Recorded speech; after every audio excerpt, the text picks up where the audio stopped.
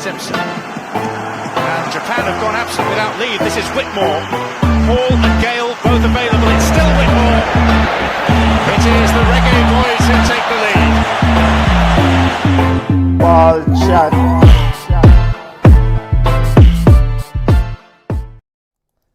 Greetings, football lovers. Happy football Sunday to the family. Welcome to Ball Chat. Today, January 21st, 2024. Benton in the place along with the family. Junior Wagwan. And come Well, on, I'm good enough. I'm good. I'm kind of pissed off a little bit, but I'm good. And I'm pissed off at the powers to be behind the AFCON. I'm very pissed off. You're pissed off behind. How about you just tell us how you're doing before you come hot up here, family? That's how I'm doing. I'm pissed off. Oh, okay. Come on, Wagwan family. How you doing? I am good. You seem like I'm in a better mood than Junior. Well, that's good. It's good because we can't just have one bag of angry people on the show today. It's too cold outside for your anger. It's therapy session. All right, you know how we do it, family. Hopefully, y'all had a wonderful week. We're going to get to some of the major news in the world of football. AFCON. Junior already set his sights on AFCON, saying that he's pissed off with AFCON or AFCON people. Is that exactly what you said? Because we ready. Someone over here are ready for defend AFCON by any means necessary now. We'll talk about it.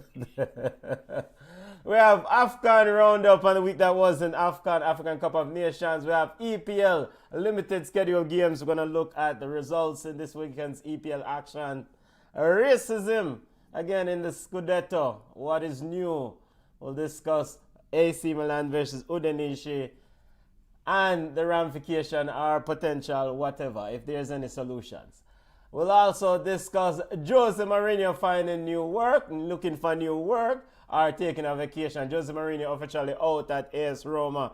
And other football news. Any update on Jamaican football, Jamaica's Federation electoral process? We'll get Jamaican football report from the wonderful Come On. Yo, ballers and bugs at the top of the show. Come on, ladies first. Highlight your ballers, impressive players of the week. Big up to Dalton, Stewart. Big up yourself, family.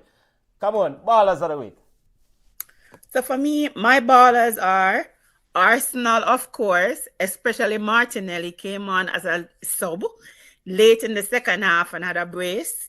Lauren James of Chelsea with a hat-trick. I think it's back-to-back hat-tricks for her. Bunny Shaw of City we also had, a hat-trick. And Leverkusen, they're unbeaten in all competitions, and they're now, I think, 7 points clear of Bayern Munich. Ballers of the week. Send on your ballers and bugs. Junior, keep the ballers running. Ballers, who do you have, family?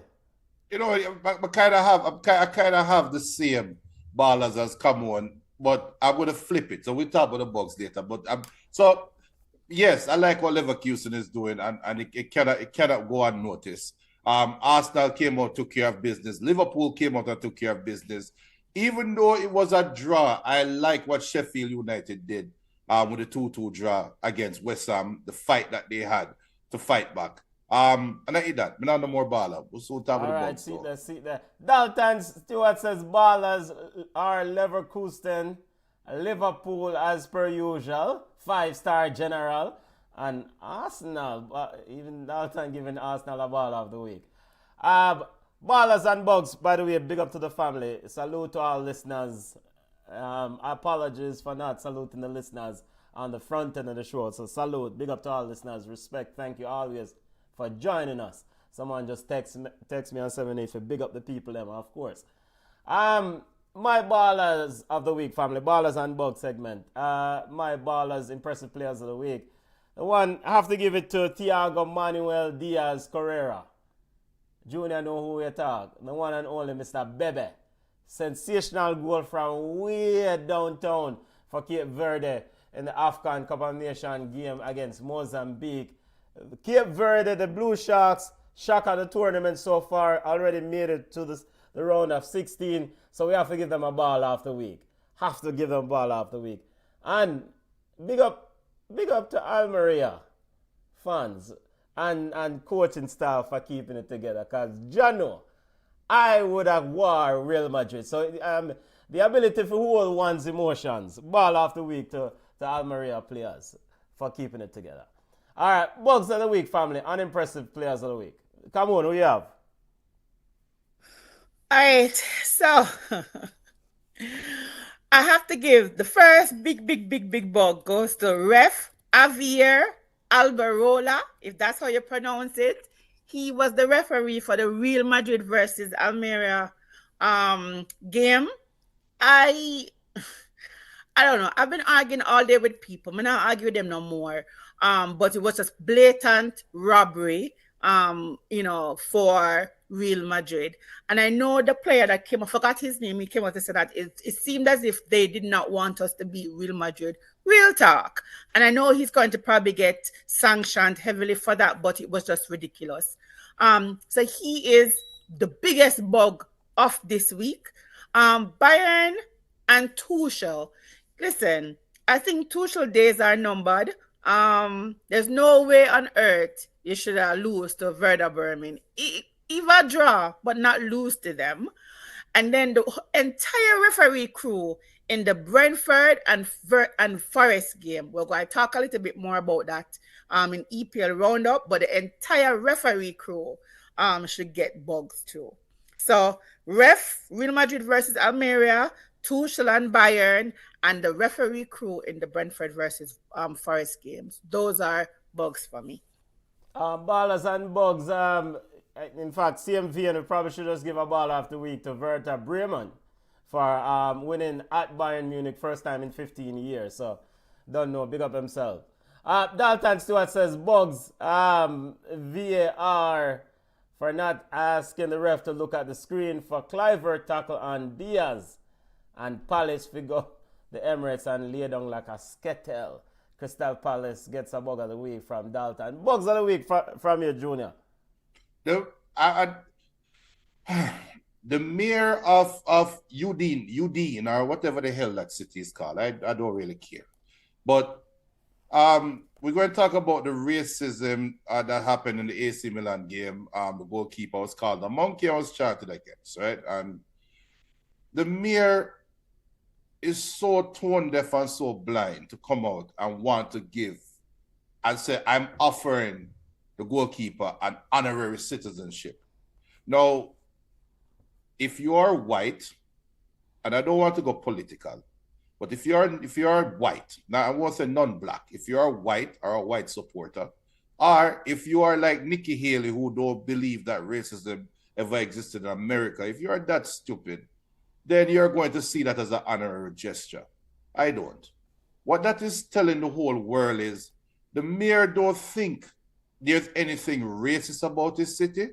The mayor thinks that the people are against people who are not from their city. In other words, we might say chant monkey chants to you because you're not a part of our city. We don't treat our black people like that. And if you think that is going to make me feel better, use any Jamaican reference or any Jamaican terms that is derogatory and is inviting you to a certain Orpheus of a certain relative or a certain family member. So you get bug of the week for that.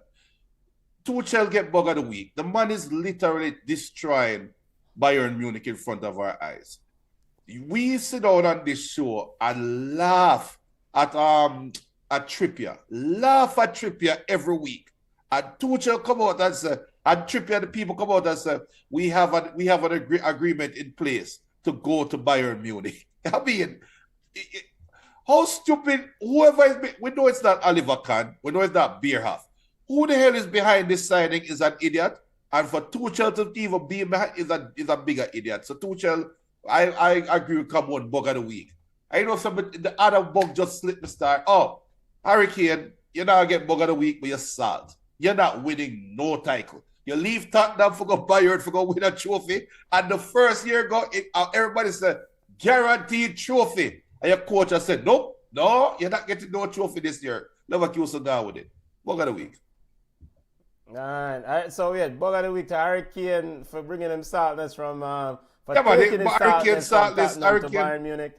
Hurricane Saltless just it don't stay in Tottenham. It don't stay in London. It Taking his bad transfer. luck from Tottenham to Bayern Munich. Alright, bug of the week. Ballers and bug segment family. I just have one bug of the week. I support all the bugs that come on highlighted, but Joey Barton. Big, dirty, stinking Joey Barton. Come on down. You get the bug of the week, family. You get the bug of the week. Well, you're not family, so you get the bug of the week. Ian Wright tweeted, to paraphrase after the incident, the racism with AC Milan's goalkeeper Mike Magnan in AC Milan Udinese game. Ian Wright tweeted, no to racism. We need action. Point seduction, all these things are not enough. You need more aggressive approach, walk off the field, etc. is required. That was what Ian Wright tweeted, to paraphrase. Joey Barton come on down and tweeted back to reply to one Mr. Ian Wright's tweet. He says, quote, I just don't think it's the answer, mate. Respectfully, gives them what they want, end quote. So he's saying, to paraphrase, he's saying to Ian Wright that his suggestion will only enable the racists. All right. Joey Barton is well on record as telling or implying that women should steer the hell out of analyzing men's football because they don't have any lived experience in this space. So how is Joey Barton now forward a white man? I come tell a black man, Ian Wright, how to deal with racism. Joey Barton, bug of the week. Bug of the week. Come off of the place. All right, football roundup. We go to EPL.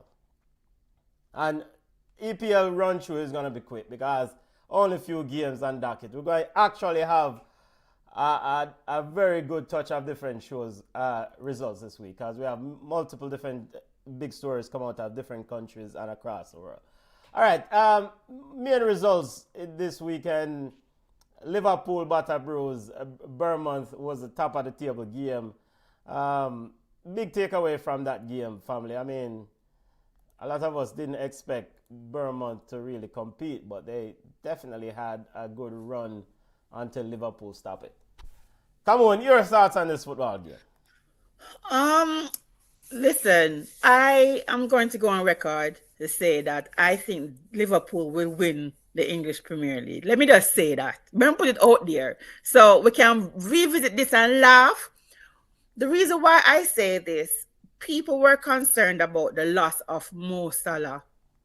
Okay. Even though it was Bournemouth, let me just put it out there first. We were shown today that Salah is a big part of Liverpool, but Salah is not Liverpool. We laugh and we talk about Nunes, and Nunes come and score a brace. I have been on record saying that Jota is one of my favorite Liverpool players. Actually, one of my favorite players in the English Premier League. It's just a pity that he has not been seeing a lot of playing time. Salah now is injured. Salah has left AFCON and he's going back now to Liverpool to be treated for his injury. So I expect Jota to kind of slot in that little spot.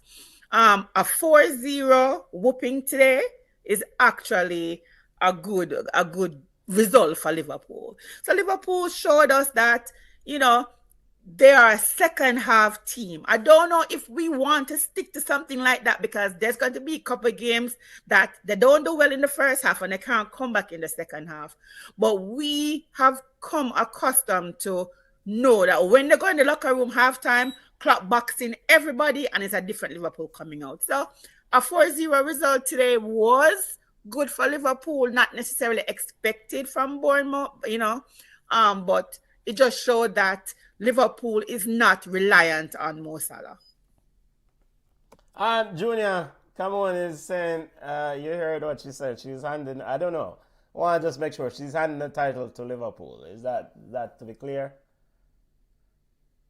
Ian, right now they are the most consistent team. They've been playing the most consistent throughout the whole year. So I think that's a safe bet. I wouldn't say a pretty safe bet because Kevin De Bruyne just came back. Erling Haaland is still yet to come back. And all of this noise around Liverpool will just motivate Pep and company. So until I see Dalton put something key. So the title race is in Liverpool's hand. All they have to do is win their remaining games or win 16 and draw against City. Right? So all they have to do is win 15 and draw one. That's all we have to do. Just win 15 games and draw one.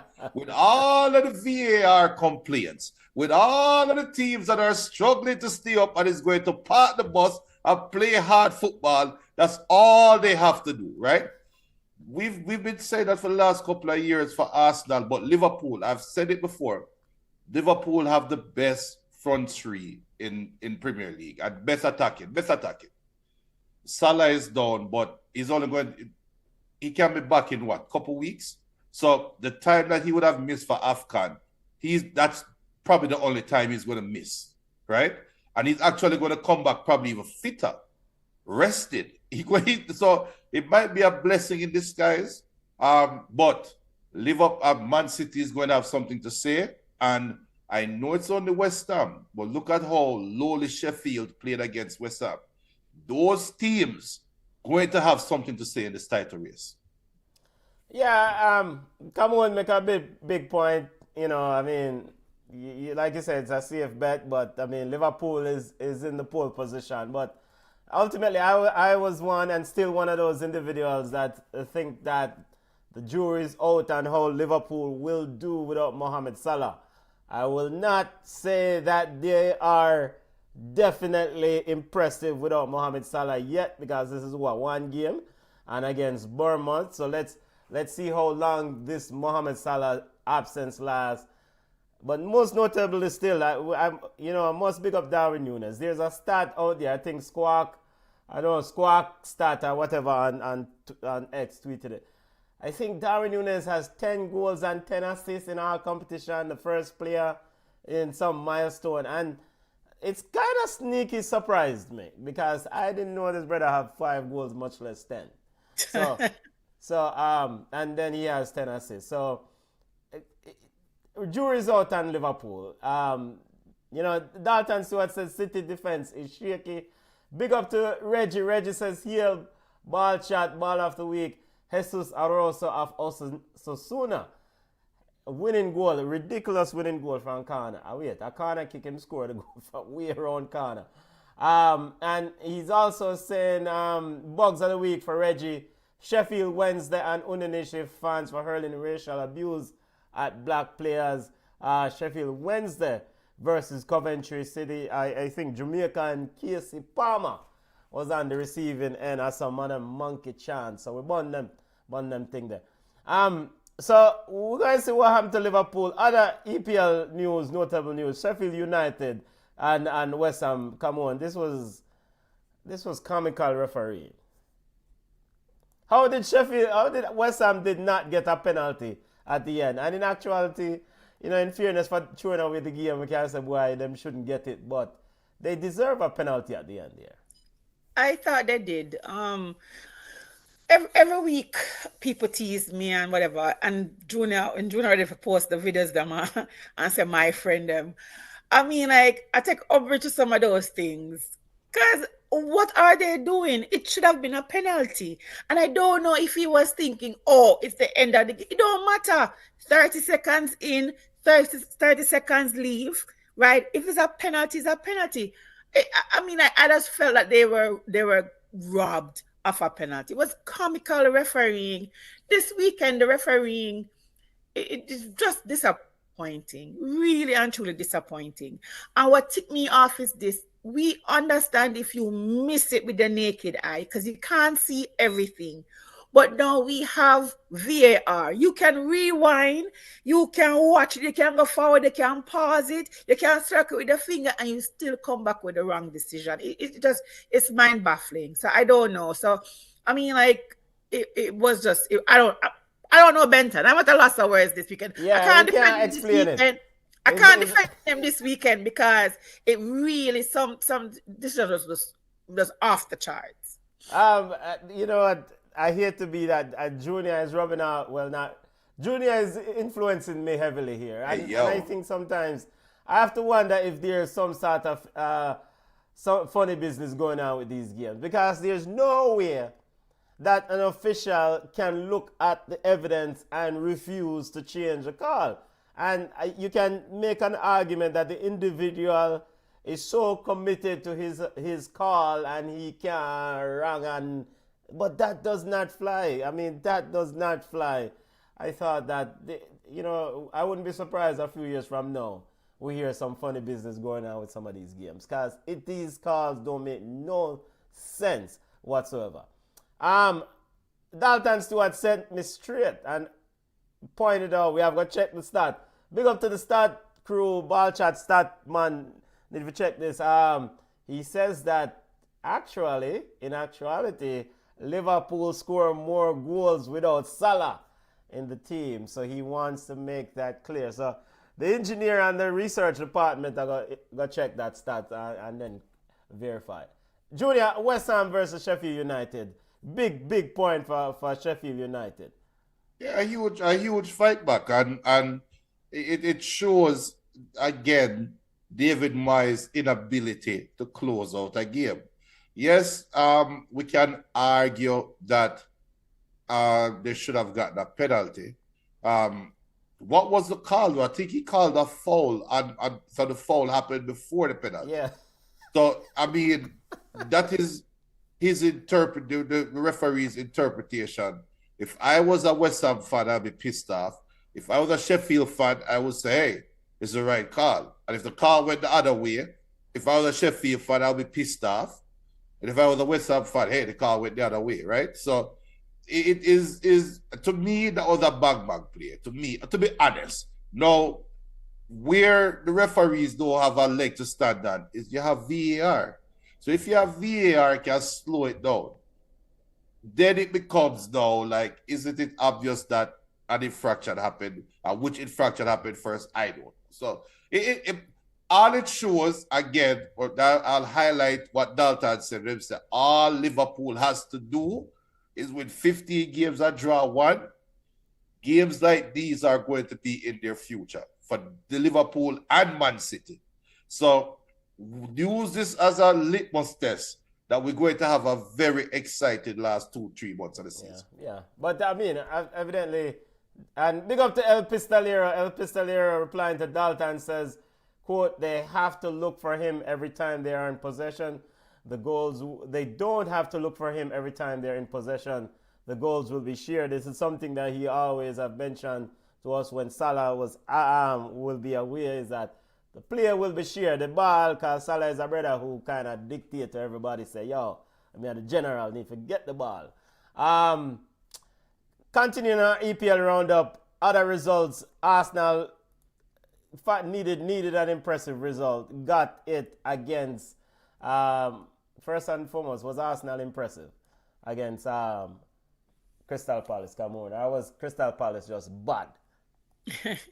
Why not both? Well, that too.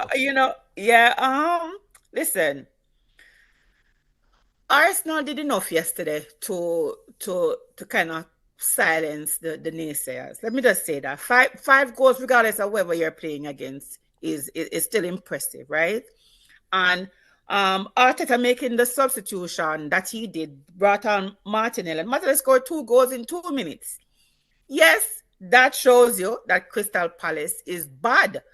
But at the same time, you can only play who is in front of you. How many times have we seen top 4 team lose badly to a team in 15 players?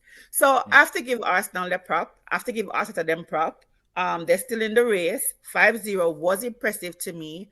On the flip side now, I agree and I understand with the fans that they unfurled the banner, and I felt so bad for Roy. He stood there and he was looking directly at the banner. But Crystal Palace will have to understand that he's not the answer. I don't know why all the time, right? Instead of going to the dentist and remove the cavity filled tooth, you're buying Ora gel to put on the tooth for kind of numb the pain. That's what they do with him all the time. Them in a pickle, then bring him. Crystal Palace they don't have no ambition whatsoever. And the fans are really upset. Spend some money. Stop only be okay with not being relegated. Compete. So yesterday, I think they play on Tuesday. So yesterday, I was talking to someone. I said, I don't think he's going to have a job past tonight. Today is Sunday. He's still in the coaching role. So I think they play Tuesday or Wednesday. After that, we'll see what happens. But Crystal Palace really needs to go out there and get something. There's so many players that Chelsea have on the bench that would be a good fit at Crystal Palace. If they want a player, go get Gallagher. Go get some of them the player. When you look at skinny guy run on the back, we have the dreads when we sit on the bench, very unhappy. I forgot his name. Him. I mean, like, they just need to go out there and get some players. Borrow some players from some team that have excess if you don't want to spend the money and just compete. So Crystal Palace was bad, but Arsenal did the job. Is this Graham Potter's job? We saw Graham Potter at the game. Is this Graham Potter's job? Come on, and Junior. Well, you said jump out a fried pan and jump in a fire. Like, what is it that we've seen in Graham Potter to say that he's a good coach, an effective coach, a coach that can bring a team who is struggling? Listen, if you have the best coach in the world and have crappy players, what do you expect? What is it? And I do think seeing him in the stands is an indication that he is in the running for that job. Because I don't hear anybody else name calling on Crystal Palace. So I believe that he is in line to get it. And if Crystal Palace got that route without investing in players, the two of them deserve each other. Junior, your thoughts on the saga over Crystal Palace and the Arsenal Crystal Palace game?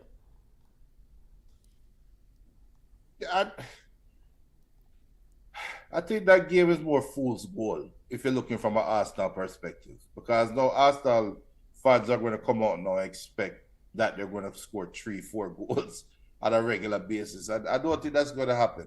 I think Gabriel Jesus, to me, played as a false 9-10 in a 10 role, and he looked good, right? And I think that was a problem that Crystal Palace couldn't figure out. I agree with Camon. I think it's more. It could be a little bit of both. Arsenal was on their day and Crystal Palace was just off. Now, when you talk about Graham Potter, and I kind of see where Camon coming from because with recent history with Chelsea, but Graham Potter, Brighton was pretty good, right?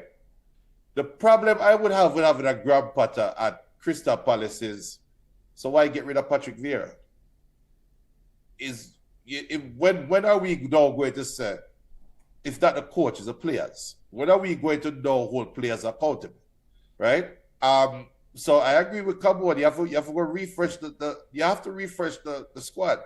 These players, in essence, are now about to cost at least two coaches their jobs, right? Maybe it's the players' fault. Maybe the players are not motivated. And can Graham Potter come out and do that? I don't know. Because these players know just like us what Graham Potter history is and his most recent coaching position. And people at Chelsea never rate him. So why should they rate him now? So I don't know. It's a mess.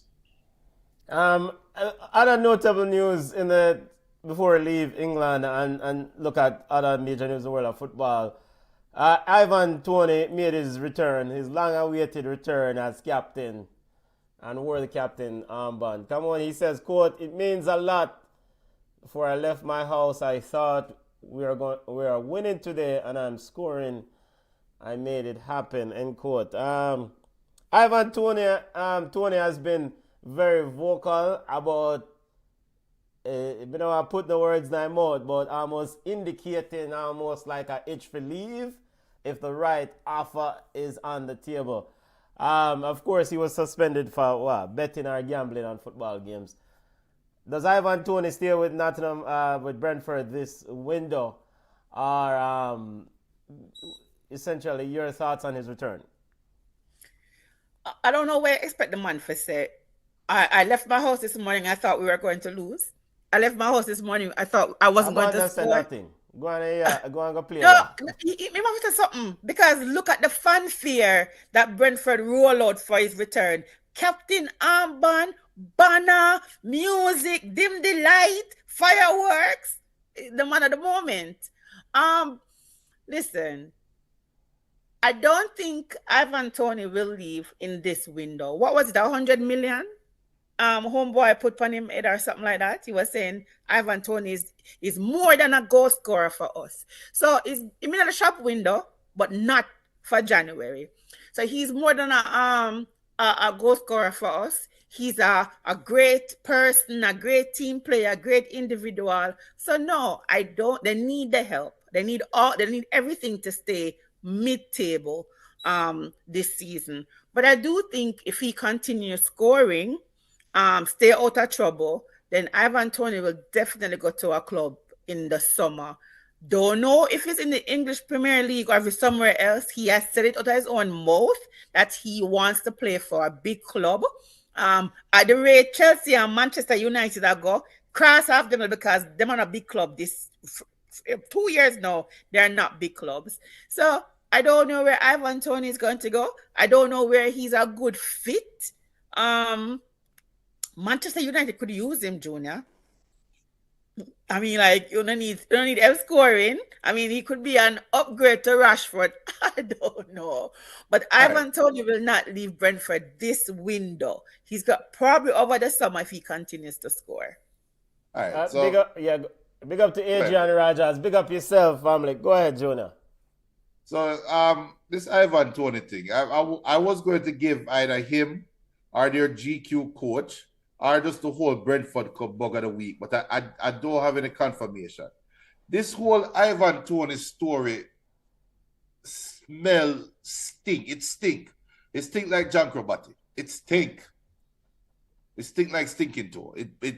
There's something here that we don't know. There's something here. There's either Ivan Toney, and I don't want to speculate. Let me never speculate. But you got found guilty for betting, not once, multiple times. We seem to forget. I think he got hit the first time, and then come back and realize him still betting, right? And then you do your suspension. Thankfully, you do your time. When you come back and get the captain armband and then roll out the red carpet for you. And now we are here about you want to go to a big club. Now, I don't know how much money Ivan Toney is making right now. But if he has a gambling problem and he's making, for argument's sake, £70,000 a week, and you go to a big club, you are going to make £200,000 a week. There's an old Jamaican saying, you don't put butter at puss mouth. You are going to give a known gambler a 200% raise and don't expect him to get into any trouble. You are going to give a known gambler an opportunity to play on a big side, to play in bigger games. Oh, we're just gambling on little Premier League games. Don't worry. You go and play a Champions League and you can make it to a Champions League semi-final, but we expect you to resist the urge of gambling. Come on, man. This story stinks. I feel from Ivan Toney's perspective, I think he might be innocent. And I think Brentford and people in the brass know that them rake him over the coals and is trying to do him a favor and showing him that they still love him. That is the best case scenario. Worst case scenario. Evidence of the game. Innocent. No. But all I'm saying, that's the best case scenario from Ivan Toney's perspective. The worst case scenario, hear me now? The worst case scenario, Ivan Toney might be in deep with some big names and them don't want him talk. But this is weird. What this is like Greenwood beat up him woman Ghana, however, and come back a Man U summer and him get captain's armband and him walk out the Manchester United women's team for them first game and a wave to the fans. That is how weird this look. You'll have said, what the hell, Manchester United? That's the question. What the hell Brentford thinking? So something I wrong think with Manchester this one. United would do that if clubs were interested in signing Greenwood for 200 million. Which Hey, club? listen. All right. But which club out there want 20? Which club? Huh? Which club? Why are we hearing this from Tony's side? Which club out there saying, you're 100 million? Here's 100 million. Come. We need him now. Well, I'm not going to say that, but when we look at the dynamics of teams' inability to score, Arsenal against big teams, I mean, Arsenal too cheap to do that. I see Chelsea doing it because Chelsea are either. But Junior, hold a second. So you're saying that with a £130,000 a week increase, you know, think Ivan can cool and say, nah, put $10 on a parlay. You think about it with extra £130,000 for work with. You know what I'm saying? Him can't see one parlay out there and say, you know, some things say the parlay I got it and I can get a £300. He would be dumb. He would have really have a problem. I don't really think I think he's a fool. But I have not heard. Listen, but you're right. I've not heard any clubs. I have not heard any club names. You know, like that year, so and so interested in a one player. I have not really heard a club associated with Ivan Toney. Only a year because he's a goal scorer, right? And teams want. I know Chelsea as we want a goal scorer, but we can't because we signed some money up on the team to a 6-year contract. We're not in a room.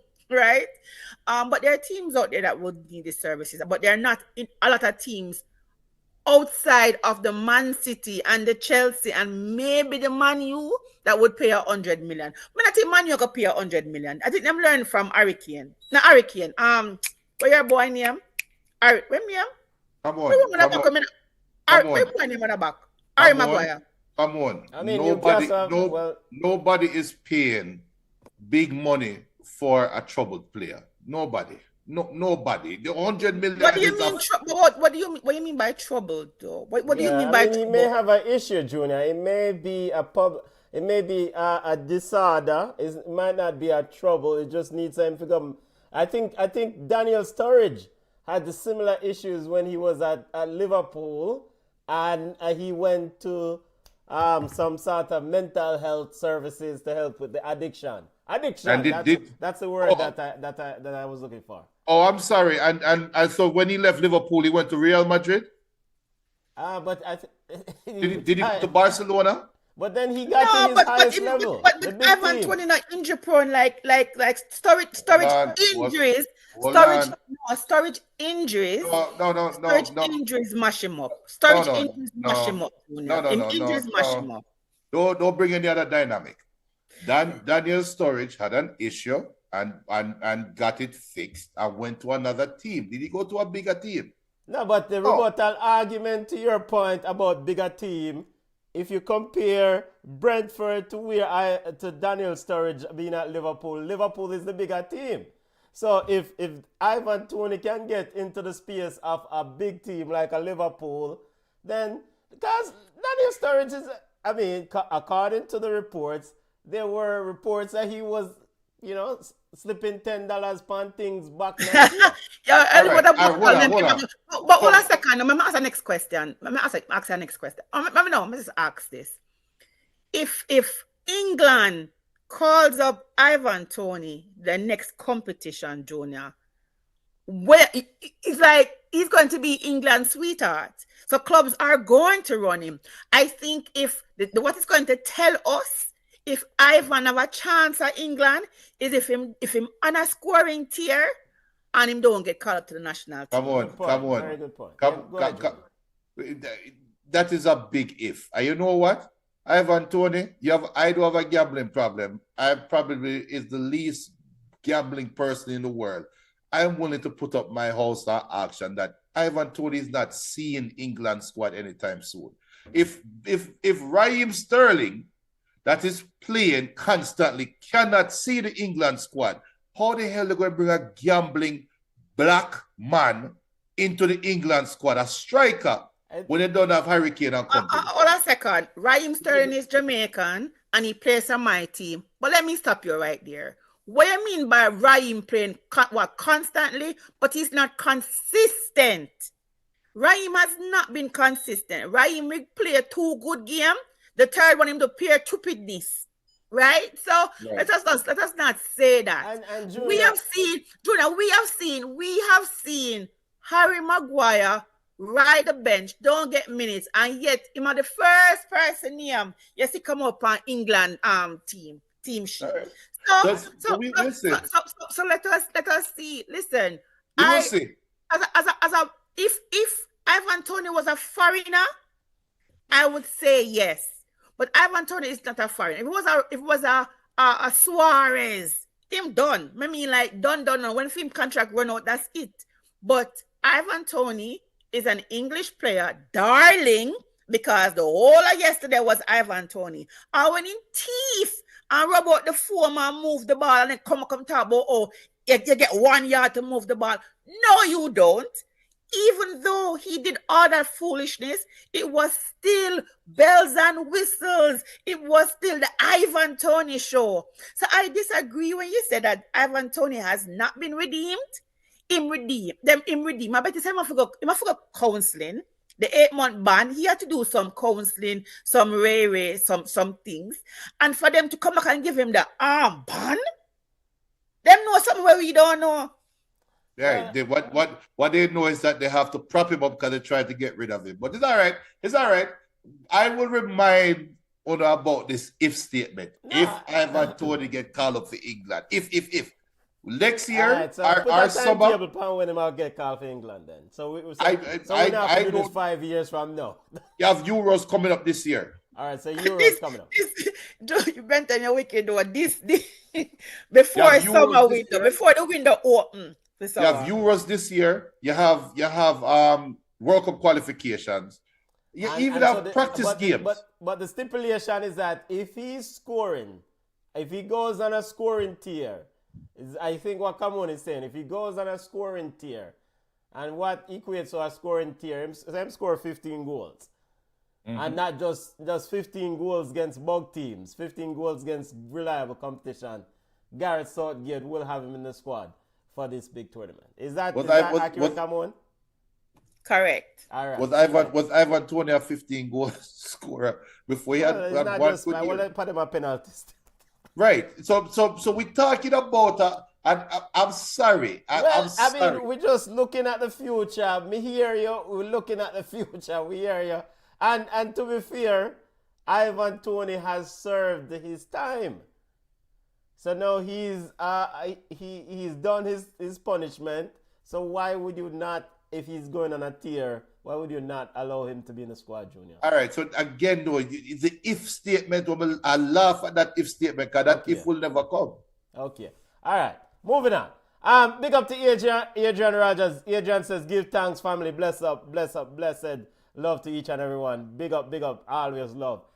Speaking of thief or stealing, let's head on over to Real Madrid versus Almeria. Hold on there. We're not talking about Ivan Toney or he moved the ball. Oh, go ahead, come on. Highlight the ball movement. I want someone to tell me where in the law it says that you can rub out the foam and move the ball. I don't care if it's front, back, side to side. The reason why the foam was invented was to prevent players from moving the ball. There are 2 instances on the field of play that you can move the ball is the corner kick, move it on the arc to position your body, or on the goal line where you can move the ball and put it anywhere on the 6. Everywhere else, you see man move the penalty bar to talk about him have 1 yard either way. The penalty is another form of free kick. If you cannot move the ball from the penalty spot 1 yard to the left or the right, why would you want to move the ball for a free kick? There's no law that says they get 1 yard, whatever. And if the referee had seen him, he would have told him to put it back and possibly get a yellow card. The whole day yesterday, me argue with people. There's no law that says you can move it or about the form. So guess what happened now? Him can't get away with that again because players are going to be watching him and referees will be watching him. So we're done with that. Well, so the gambler, the convicted gambler, try to go around the rules. Oh, what a thing. Blatant. Man. Simon Stone of the BBC tweeted, quote, Nottingham Forest have written to PGMOL Chief Howard Webb wanting to know how all the on-pitch officials miss Ivan Toney moving the ball for his free kick yesterday and why VAR didn't step in as they regarded it as a serious misincident that led to a goal.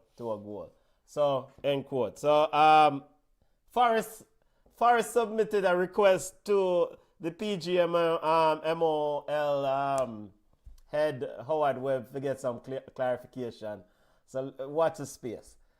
So, from one thief to another thief, and talking about stealing, let's head over to this Real Madrid versus Almeria game and La Liga. Game ended 3-2. But, come on, you and I and Junior, we were talking about this game.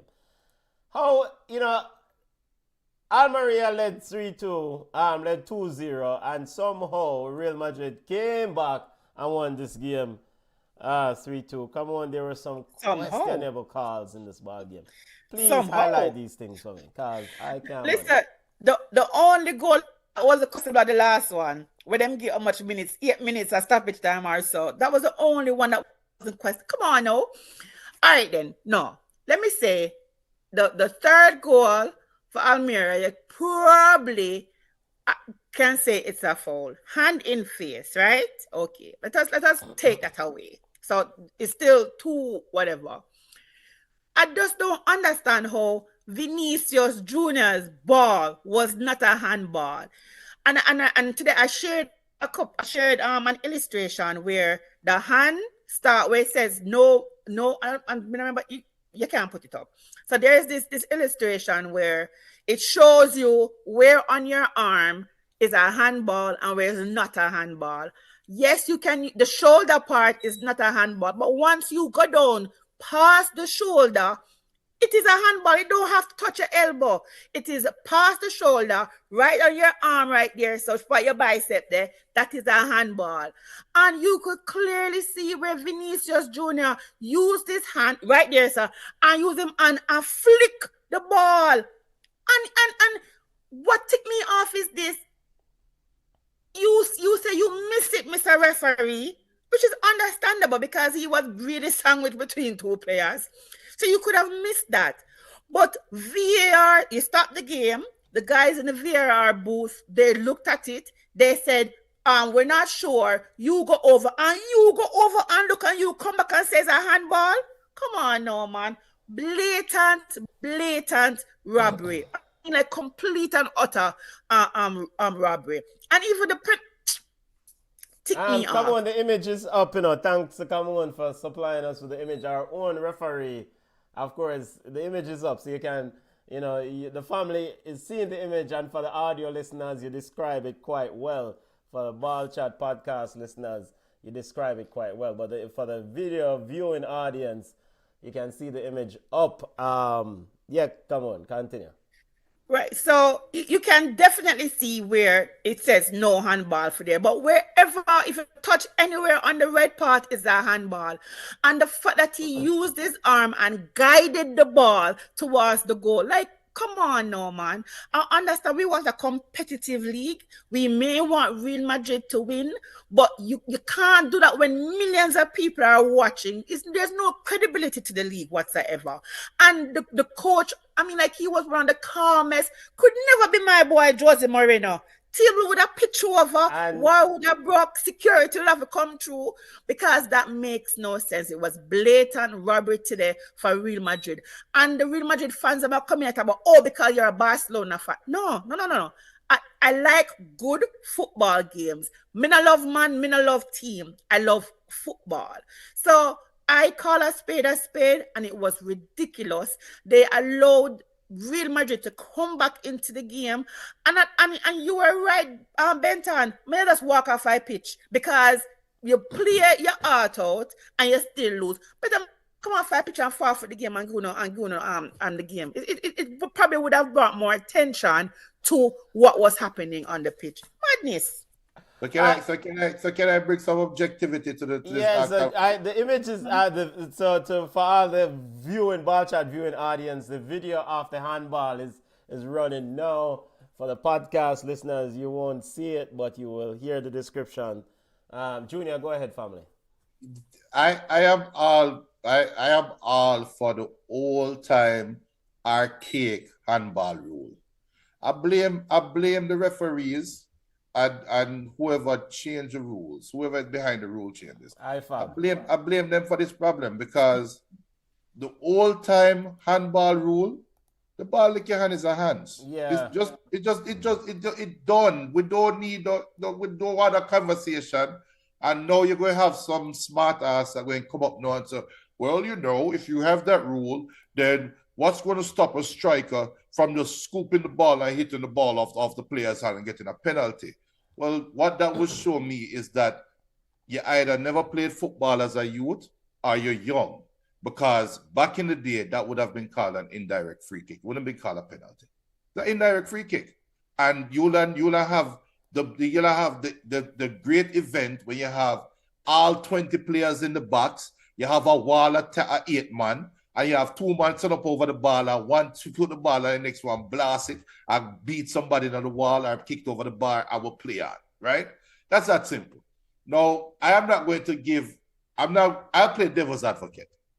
When you look at that video, Vinicius can say, I did not intentionally hand that ball. He can't say that. He can say, I am blocking the defender, and the defender jumping at the ball, raise my hand. It's BS. Don't play the devil's advocate. I wouldn't bite. No. But that could be a valid argument. No, actually, Vinicius Jr., sorry to interject, but Vinicius Jr. during the game when they were heading over to review it, the brother, I say I'm shoulder, I'm a point him shoulder, I say I'm shoulder, I'm used hit the ball. Well, is he that Vinicius Jr. doesn't know his shoulder than his the ball. No, there's no. This is what I'm saying. There's no question that the ball didn't hit his hand. I'm not questioning the ball didn't hit him hand enough. Yeah. What I'm saying is it wasn't intentional. It was a defender jumping at the ball, raise him hand and hand reach the ball. That argument can be given. If that argument is given, I don't know what the rules is behind that. Come on. But if that argument is given, that might be a loophole. I would just say, you know what? It is what it is. I'll fix it. So come on, right. So just to be clear, come on. I understand exactly what Junior is saying. You said the defender's action pushes Vinicius Jr.'s arm into the ball to score the goal. Is that what you said? Yeah. Okay. So I used to that. We're now watching the same thing. That man uses arm, him free him arm, and use him arm, and him basically use him arm and lick the ball. That's what he did. Look, watch it again. Yeah, he Junior, used his arm. He used his arm. You can see the flick. Of the defender. I am not. But not. Look, listen. I'm not arguing. I would feel better if the ref had called it as a foul.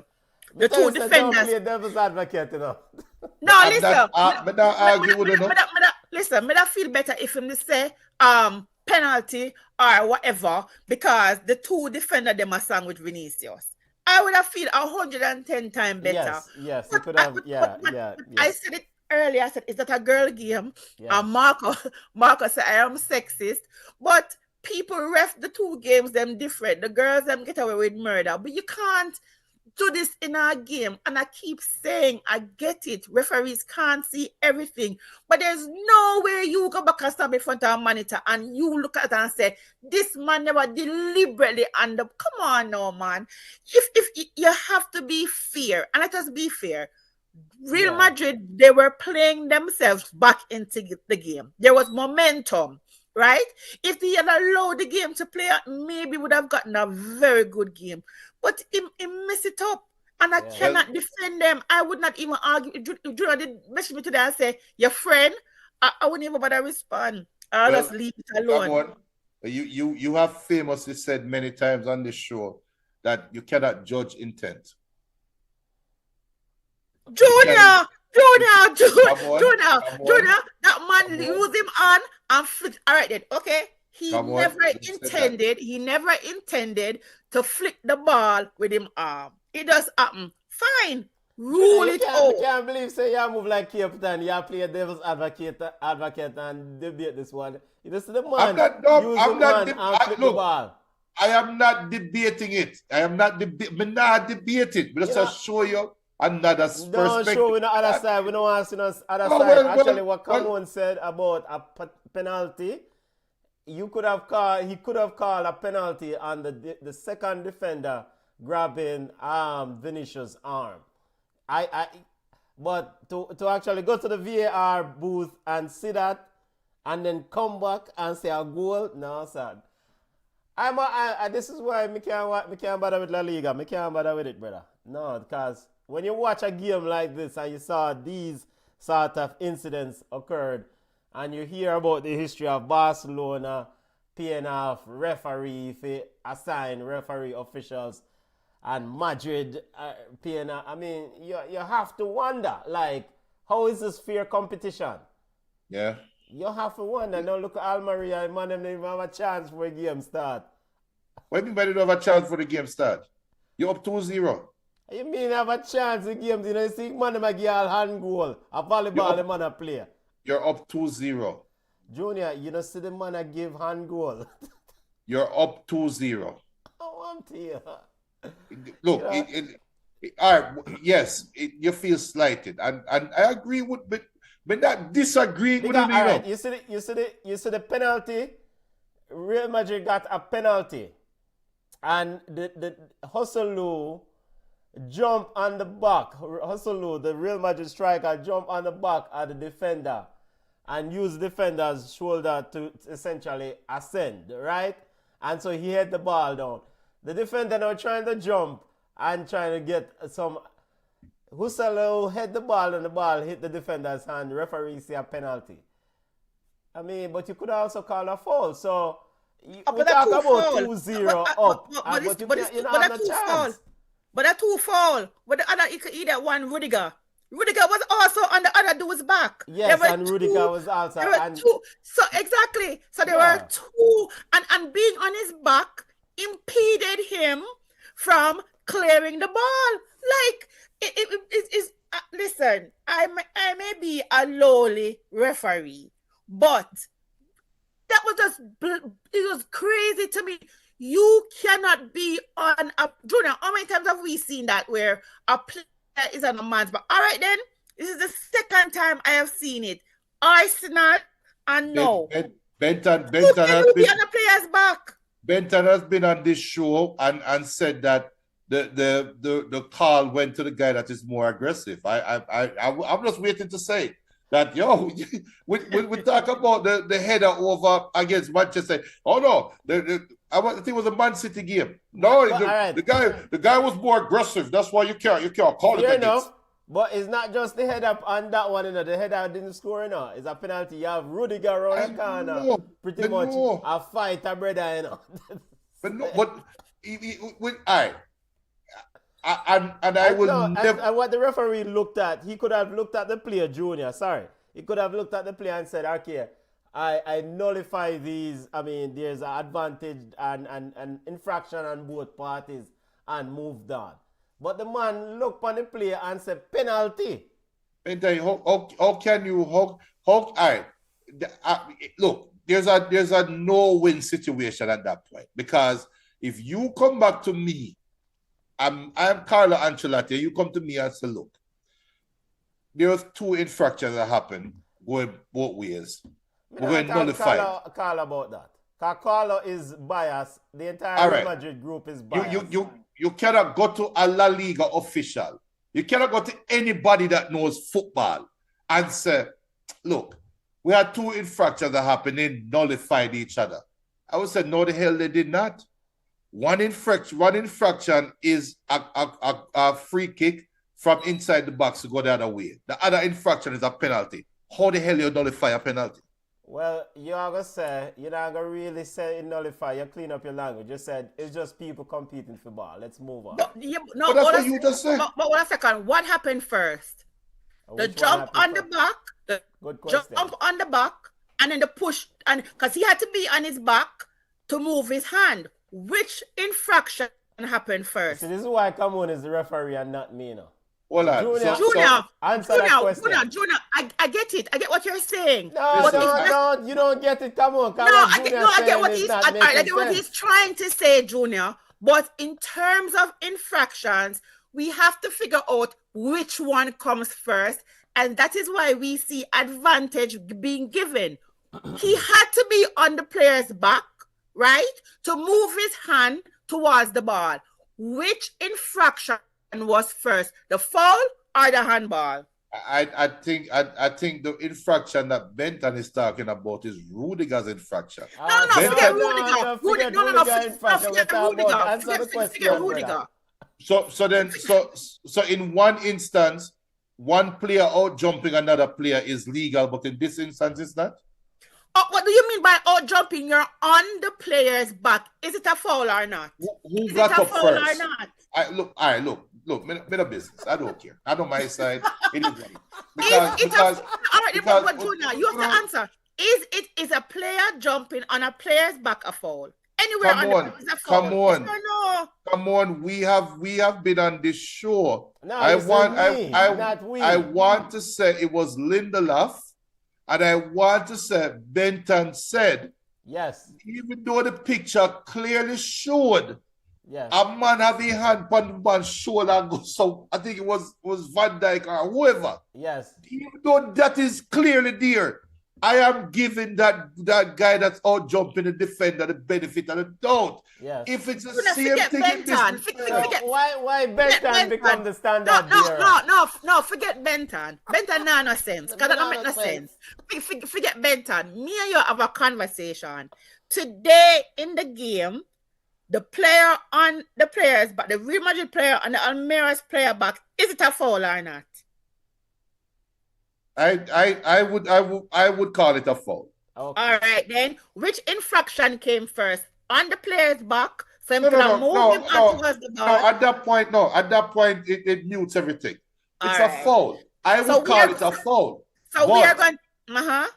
But there are instances where we see those calls go the other way. But we talk about that. We've talked about the inconsistencies of the calls. And if it's inconsistent, then it just is what it is. Okay, all right.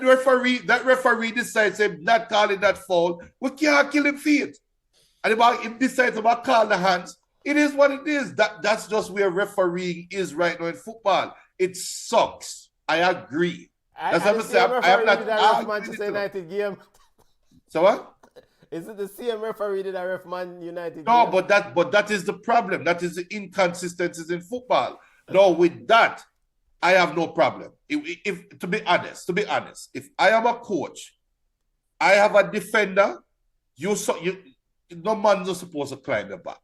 So I have no problem with that call. I'll be honest with you about that. I will be pissed off if it don't work in my favor. But me not look at my defender and say, get tougher next time. Get tougher next time. If you feel a man a jump on a hole up here, flash him off. No, drop a ground. Drop.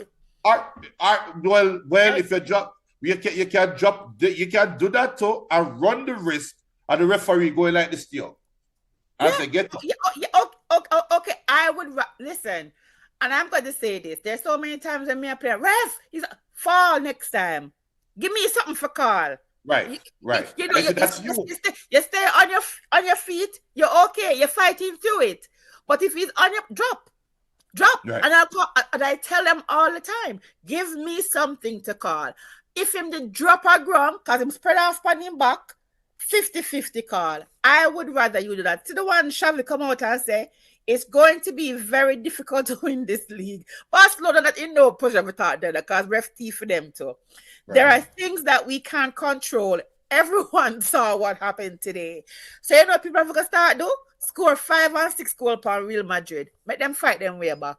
Xavi for hush. Barcelona's coaching staff and fans don't have an opinion about this because their hands are not clean. So we can move on.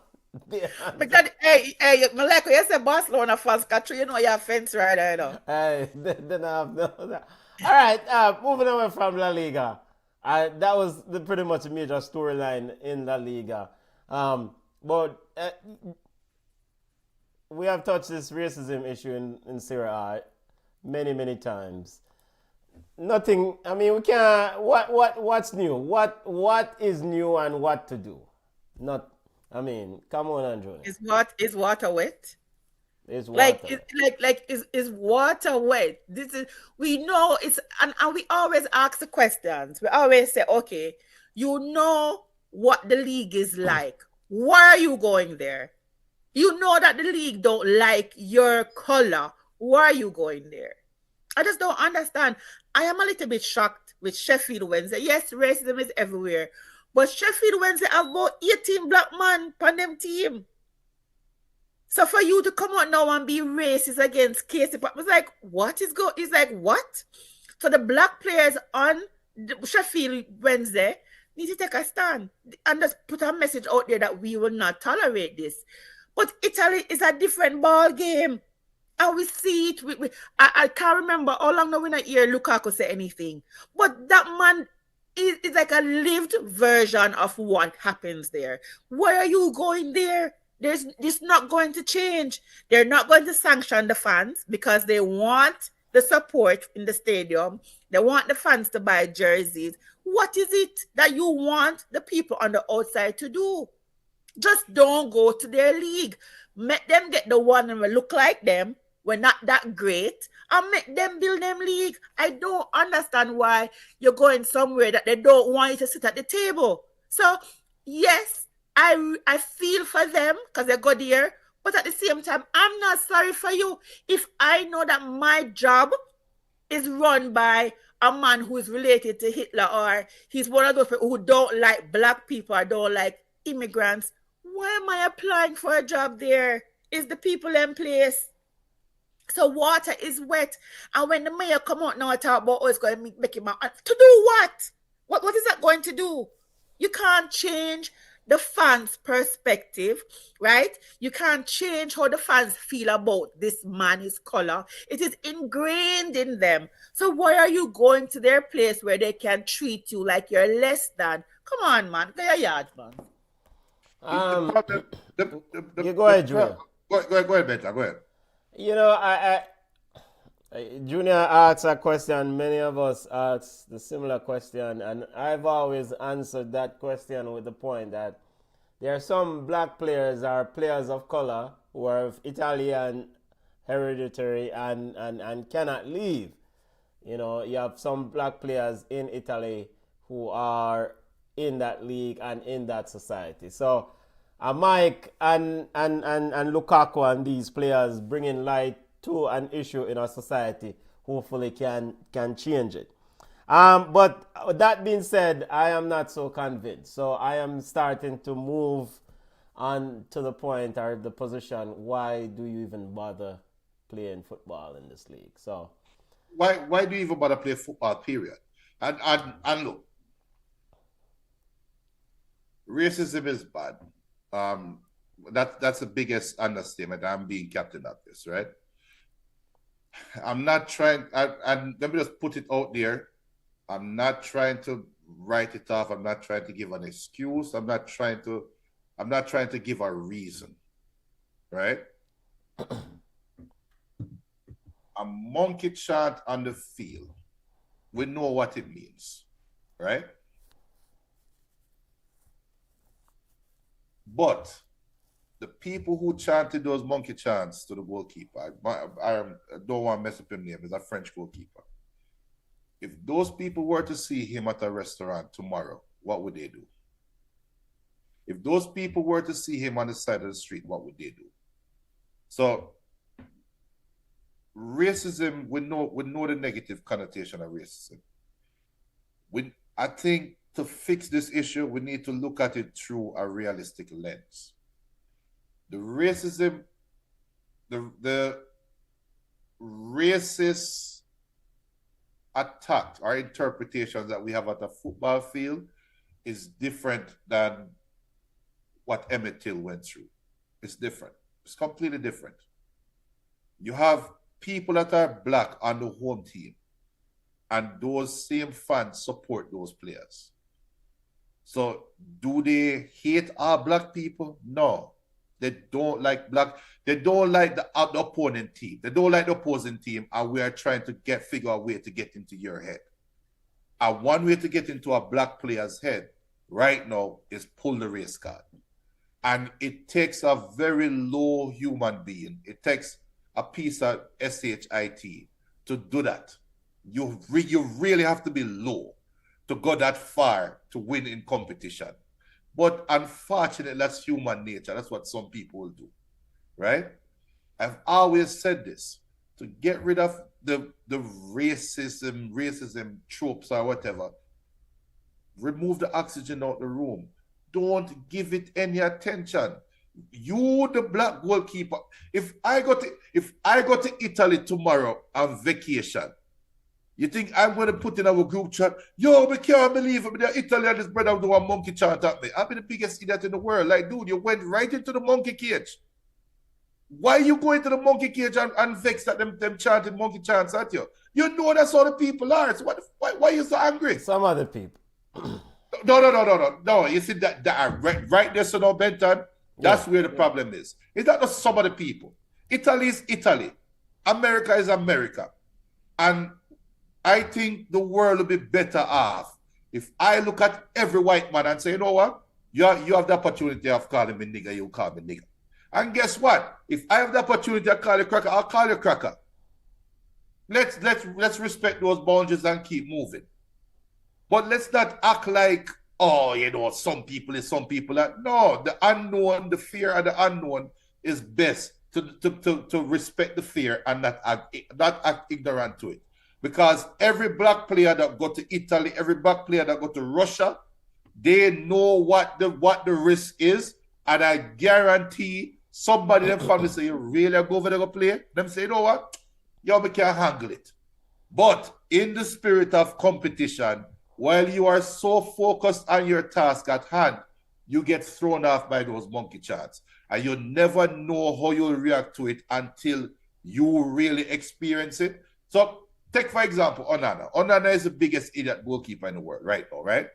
If Onana was to watch ball chat, he would be so angry at me because I'm a Manchester United fan and I would want nothing but to see Onana leave. Onana would say, you know what, I make 3 million times the amount of money this idiot gas bag and ball chat said. I have no problems with that. But the second I go to an Old Trafford game and Onana make a ball leak past him, I didn't hear my voice. You see why most of us kick your dirty blah, blah, blah, out of the club? He's going to react the same way as how my boy reacted to the monkey chant because of the heightened emotion. I would forever say this. Remove the oxygen out the room. If you're really racist, come talk to me at a restaurant. If you're really racist, see me on the street and step to me. And then we'll figure it out after that. Yeah, I definitely get your point. I mean, it's always a complicated issue with the intersect of football and the societal issue with racism. And, you know, there has been other forms of racism in Italian society. I mean, I think a few years ago, a politician, they get racist remarks thrown at her while she was in cabinet. So, and then the bigger issue also is the safety of the individuals within this society, right? It's just like here in America, if you know, you always run the risk about something in some places, right? So,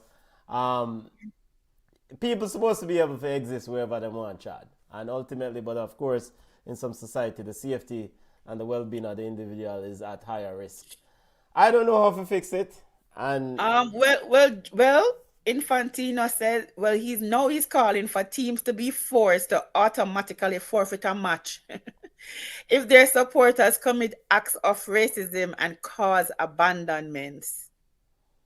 I don't support that. yeah, that's performative. I don't see that happening because always the fundamental question that always returns is that what if an opposing supporter, opposing supporters put on the colors of the opponent and go infiltrate that support section and do the chants. That's what I would do. I don't know. I mean, I don't know.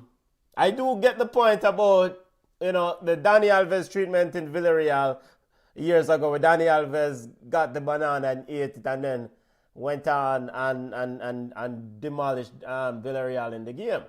No, but not every individual react the same way. Samuel Eto'o, when he was at Barca, just walked off the field. So I don't know how to solve it. You can't make people like it, but I do understand the point that you don't want to go to your place of employment and have people harassing you. I know there's a Republican, a black Republican, like, which I am not. Let me just put that out there. But I can see. We'll respect you anyway. No problem. But I can see a black Republican's response to that, saying, why does Eto'o think he's above being chanted racism, having racism chants at it? Just because you're rich? Why? I think if you think about it, it's a thought-provoking thing, I don't think certain platforms is ready for that kind of conversation. But it's really a thought-provoking conversation that if you know this environment is racist, why do you think you are immune to it? Why is your reaction of such shock and disgust to this real? Why you feel that you know in a country where you have some people don't like black people? Why you feel like them same people that don't like black people will give you a blind? What is it about you that make you feel like, say, I don't have to worry about the peasant black people? You see what I'm saying? You can't open a Pandora's box. So it's fair enough. Fair enough you ask a question, but ultimately, the way I look at it is that Italian society and other societies are getting more diverse. You have more immigrants and more people from Northern Africa move in Italy and have families in Italy. And so, these things will bring larger spotlight to the issue, with over time will hope to lead to solution. Whether it's on a football field or in everyday society, because that's the ultimate objective, right? If the society have these things embedded in it, then at some point you want to see if it can get to a point, because you worry about the safety of the people in their day-to-day life. Whether it's not this Magic Mike is one thing, but it's just average individual in them daily life, whether it's work, money for PF allocated to them equitable in an equitable fashion, all these other ramifications from racism. So I don't know, brother. I don't have the answers. Yeah. But good luck to Mike, and let's see what the authorities to be, what them come up with this time. Jose Mourinho, before we leave Italy, Jose Mourinho got the boot out of Roma. The man them say, yo, pack up your bags and go on. Come on, he's the special one. Is he not so special anymore? What's going on with Jose Mourinho?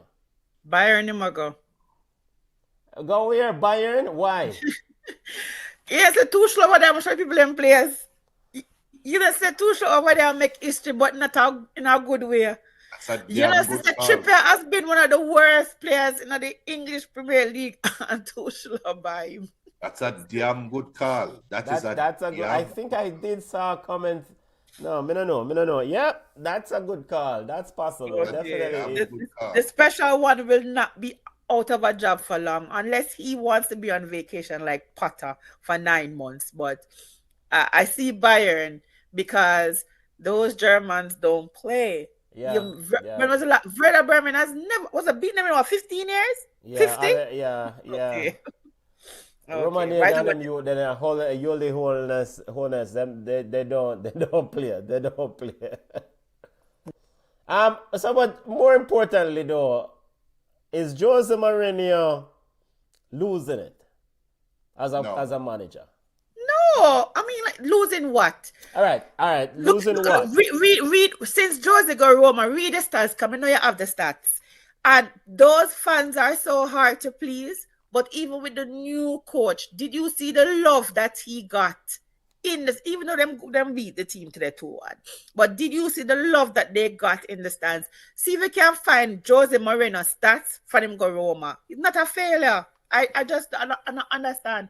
Maybe him sideline antics a catch up to him, but I don't think his stint at Roma was a failure. Yeah, all right. And Gabriel Marcotti of ESPN, published a very good review of his time at Roma. All right. He in the piece, Gab Marcotti pretty much say it was a business decision. Jose pretty much approved a lot of high level transfers, high end. They were pushing it up against financial fair play rules violation. In fact, they may have violated financial fair play rules, and the owners did not meet. They didn't meet the requirements as the investment that Jose called for. So that's why he got the boot and weren't re-up because his contract is supposed to be upcoming June, and he's a high-paid salary. Of course, Lukaku is on loan, so the covering part of Lukaku. Dybala is one of the high-value transfer, and so this is Roma that can't really have much wiggle room in terms of financial, outlays. They don't have a bag like Chelsea. So, so it wasn't performance based. It couldn't be because the stats since he got to Roma was pretty good. We have seen worse. We have seen teams the worst, and the coaches have not gotten fired. So I do believe that Jose will land on his feet. There are so many clubs out there that need a player like him, a coach like him. I mean, there are so many clubs out there that need a coach like Troy Deeney. to tell you exactly how it is.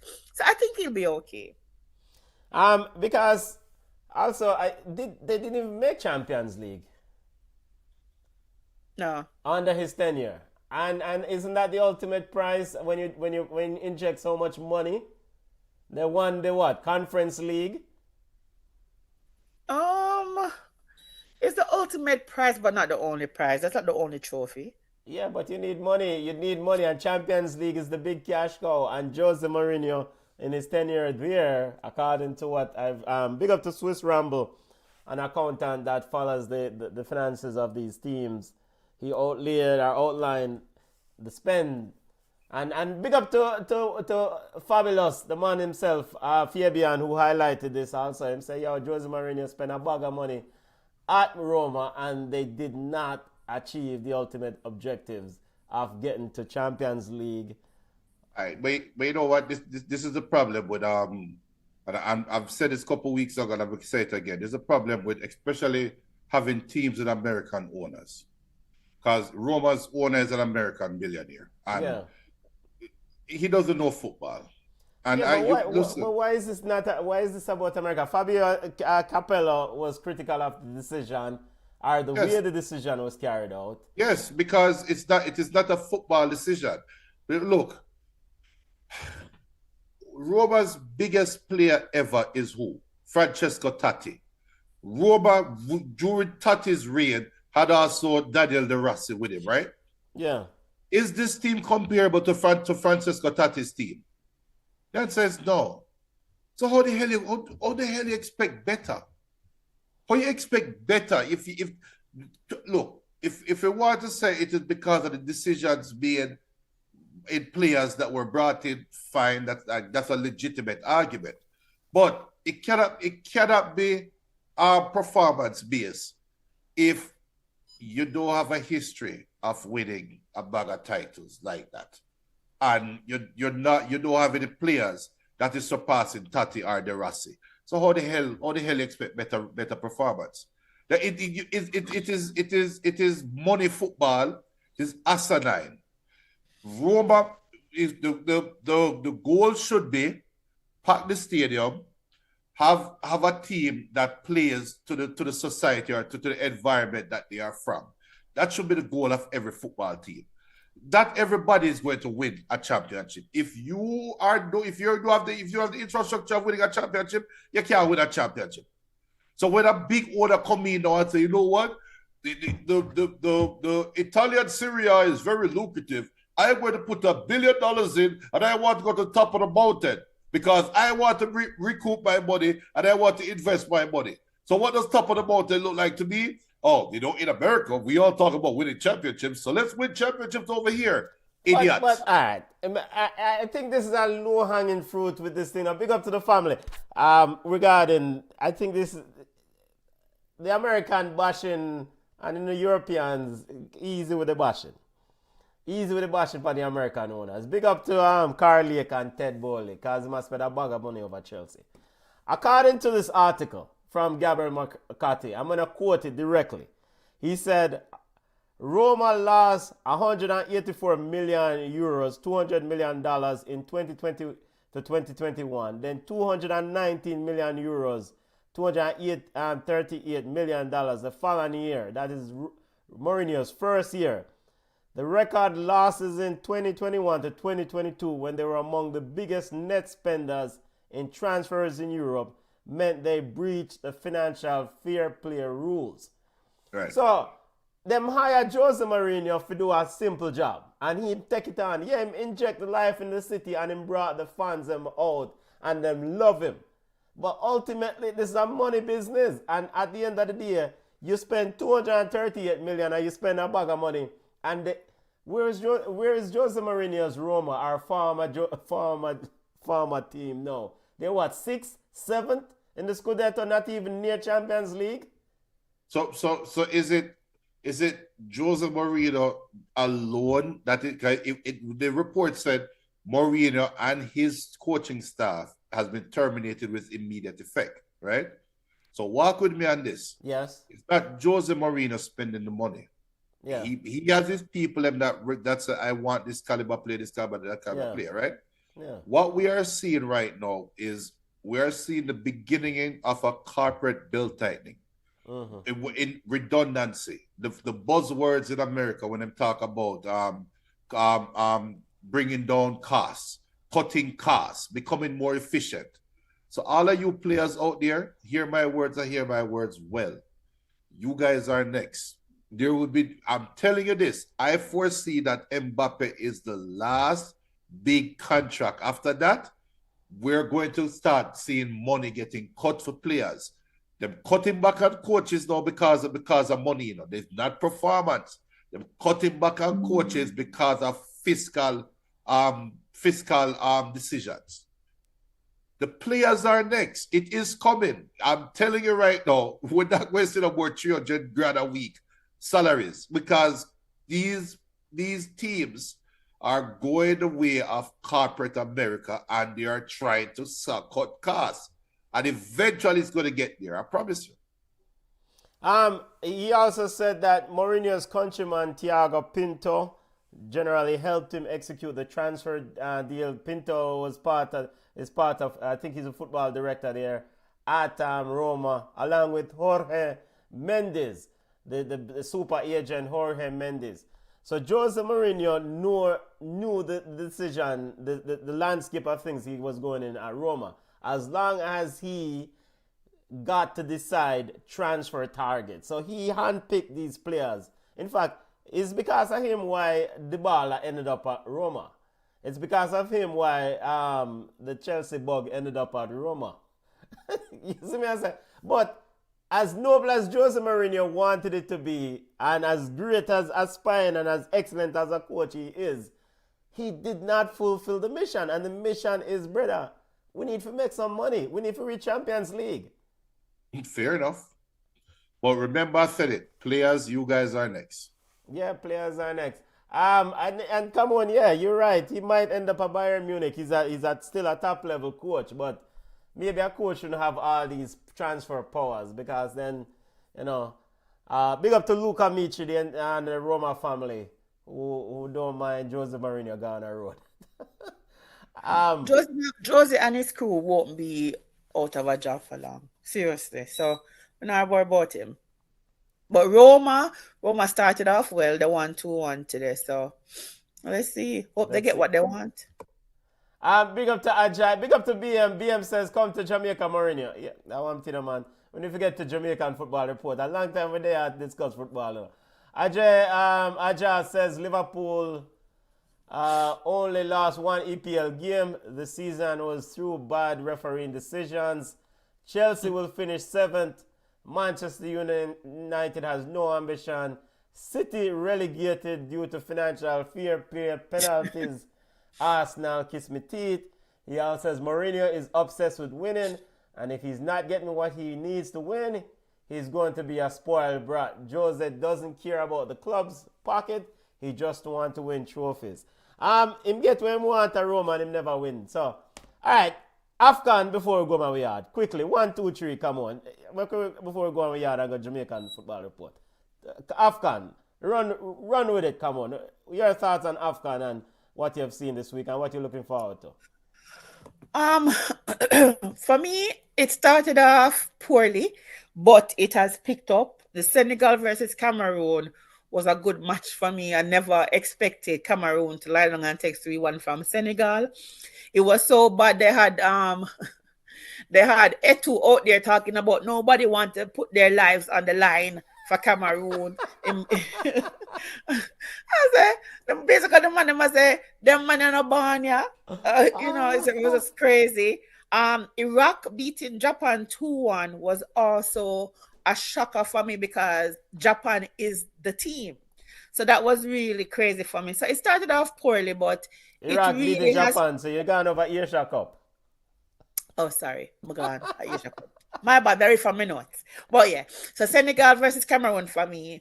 You know, the quality of the coverage, not that great. But as I said, everything has started to pick up. The quality kind of get a little better. The coverage kind of get a little better, and the games have gotten better. Now South Africa today put on a show. They beat Namibia 4-0, and it was outside the penalty. 3 goals were actually really, really good. So it picked up. I am enjoying it. Over to we're out to Asian Cup. Sorry, go on. We run go over Asian Cup, but before we go over Asian Cup, real quickly, did you saw the video of Eto screwing off in face when El Hadji Diouf celebrating close next to him? Is there some sort of fraction between issues with El Hadji Diouf and Samuel Eto'o that you know of? Not that I know of, but it's too miserable.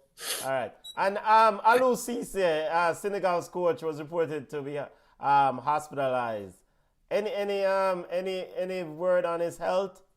No, I didn't hear that. Really? Yeah, word. Mimi Fawaz of the BBC reporter Alou Cisse, and I don't know why you're a fancy coach, so he was taken to the hospital yesterday. Stress. But wants to eat? Cause don't they let me know if you say.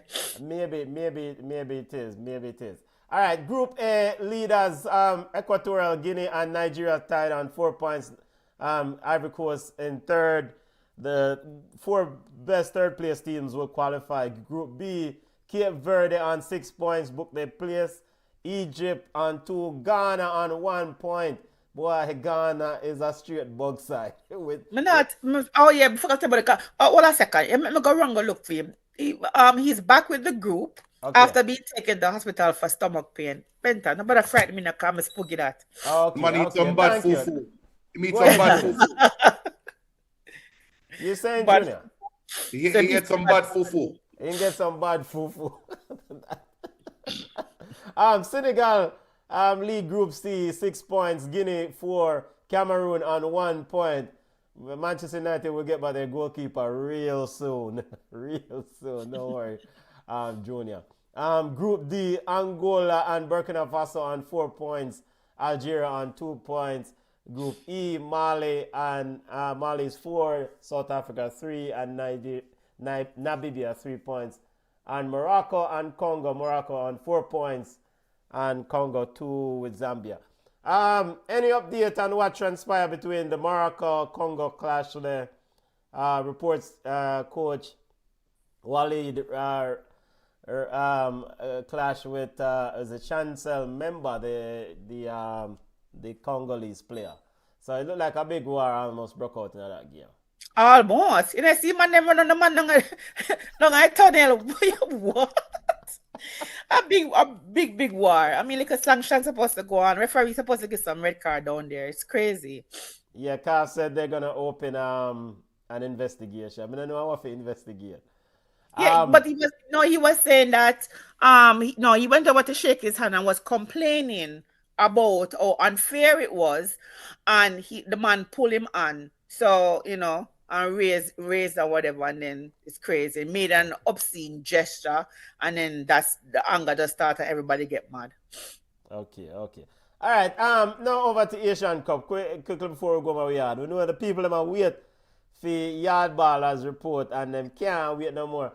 Ajay says, come on, we need an exclusive with Trevante Stewart. Yard ballers, I think he's flopping. We can't just interview when the man a flop. Hey, nobody don't want to talk with them now this so well. We're going to reach out to him and see if he can come on and kind of talk about his experience, because everybody goes through this. So yeah, we're going to see if we can get him. And he also says that Eto said that the foreign players are not patriotic enough. Yo, Eto stop putting him under pressure, brother. Asian Cup. Quickly, your big takeaways from Asian Cup. I thought we have Asian Cup lineup. Iraq beating Japan. I mean, come on now. Like Japan, World Cup Japan, like 2-1. It was just crazy. I liked it. As I said, same thing with AFCON. Start out rough. The games were not of good quality. But no, it has gotten better. Coverage has always been good because it's Paramount Plus for me.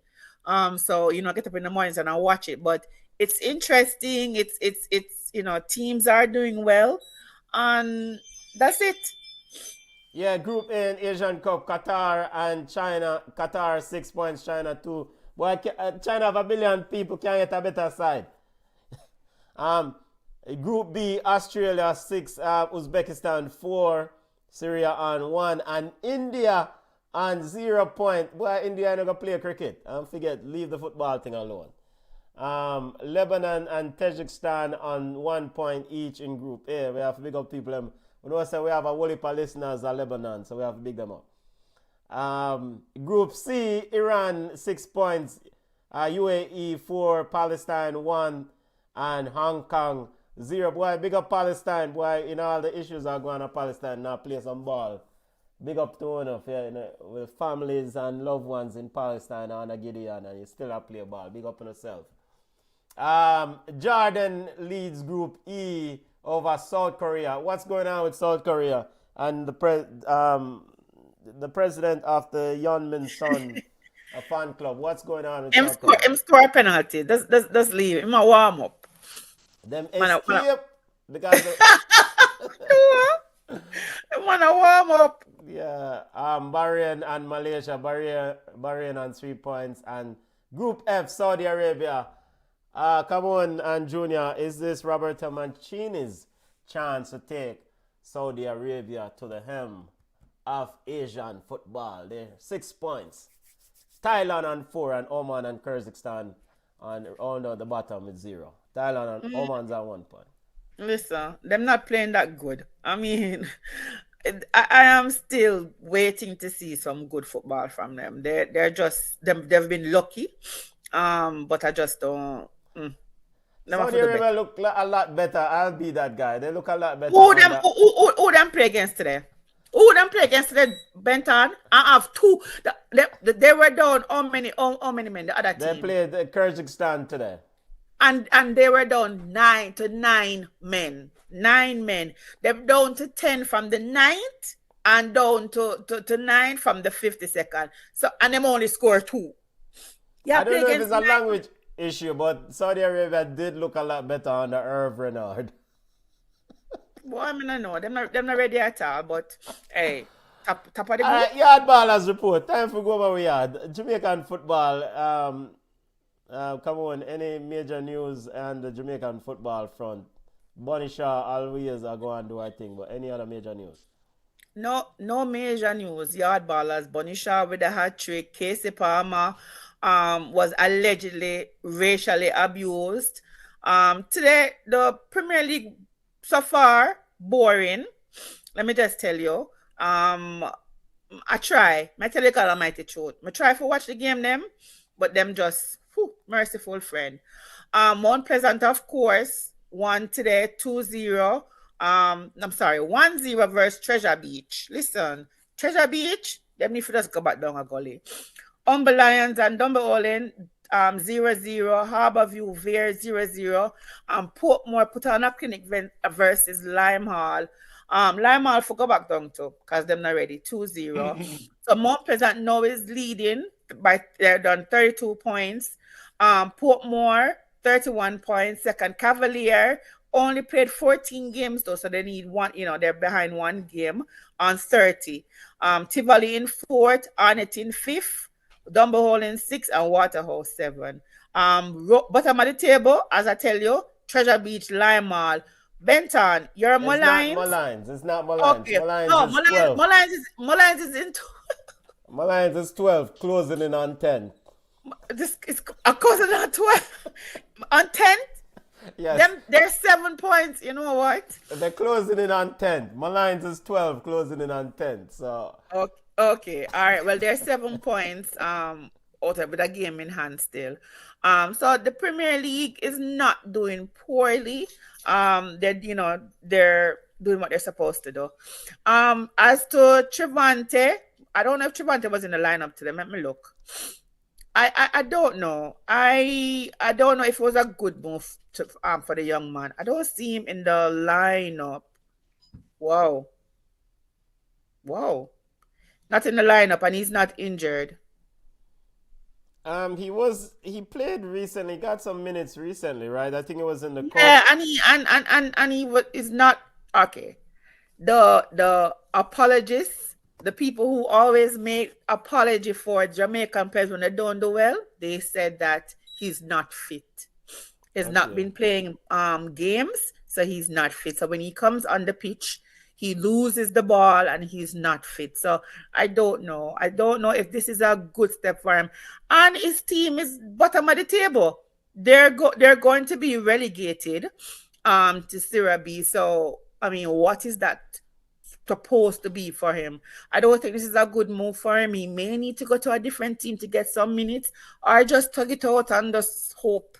The season basically is in the toilet. Just run it up and give him some minutes. Yeah, good luck. Good luck to the baller. I mean, we already talk about what's like living in Italy, and so exactly. But an opportunity. I mean, how can you not grab it? You're the first Jamaican to leave from the Jamaica Premier League and go to Serie A. How can you say no to an opportunity like that? So I understand. So it can't be easy. I hope his family is over there with him, because it cannot be easy. Don't speak the language. The food is different. The culture is different. And that's why a lot of our Jamaican players don't do well when they go overseas, especially when you have to learn a new language. It is really, really, really difficult to adapt. So it's crazy. Let us see what's going on. Shamar Nicholson and his team lost today. Last week he did well. He scored a goal and had an assist, but they lost today. And there's nothing going on the front of the JFF elections. We haven't talked about it. All right, see the Yard Ballers report. Big up yourself, at least. Junior, anything you want to say, family? Yo, look out for the video that was posted today on Facebook and also on YouTube. Benton's week 1 AFCON roundup. The great video. Ball chat, week 1 AFCON roundup. But that you will do it. Yeah, when it flop, you will not just name me. It's a great video, people. Don't look at it. But you get a 2-hour show this week. Don't expect it next week. Yeah, for free. and get no football discussion with Brata. I that big up to the family. Thank you all for joining us. Always salute. Big up to the family. We're going to cover more Asian Cup, but once the Luckabug teams them get eliminated, we'll get into the nuts and bolts of Asian Cup more. AFCON, we on top of AFCON wall to wall because of who we think that. We officially waited on the cricketers to leave. You wait now, Anna for reach home. Why you piss me off, come on? Yo, when are Manchester United next game? Yeah, only for punch at the The private punch jet. at the tire. So Anna might be chartering another flight to get home. So to be in Manchester for Thursday's game. He might need for drive. What was it? Was it 13 hours? How much hours in drive? Yeah, they said he drove some. Just to not be in the heat. Not in 18. Disrespectful. Word is that I'm trying to recall who posted this. One of the journalists covering AFCON says Eto'o has already decided that regardless of the outcome of this tournament, Coach Rigoberto Song gone, sacked. So we'll see if that is true. Boy, Eto'o sounds like a no-nonsense Federation president. Him like the Captain Burrell, African.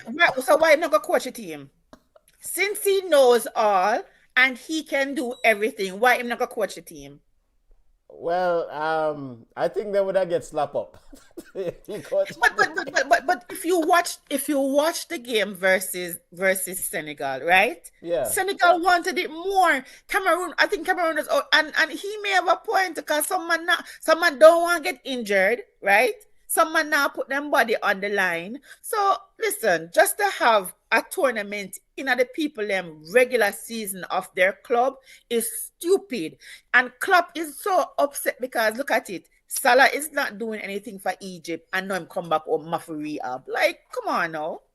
But the Senegalese players are going full tilt. I mean, wild. I mean, like what you talk about Jamaica Premier League? I see some flying tackler like them man must have bench riders at them club because there's no way on earth you in your starting squad at your club and come yasso and I put in them terrible challenger.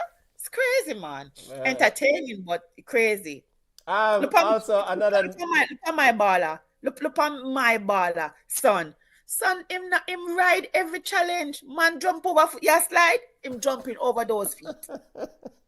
But one notable story from AFCON, like we said, get brought up this week. The story of what is Umar Sadiq. What's the player name? A Nigerian player who was ruled out by his club country and then ended up playing for the club Sociedad. What exactly go on there, sir? Oh, I'm telling you. The man picked club over country.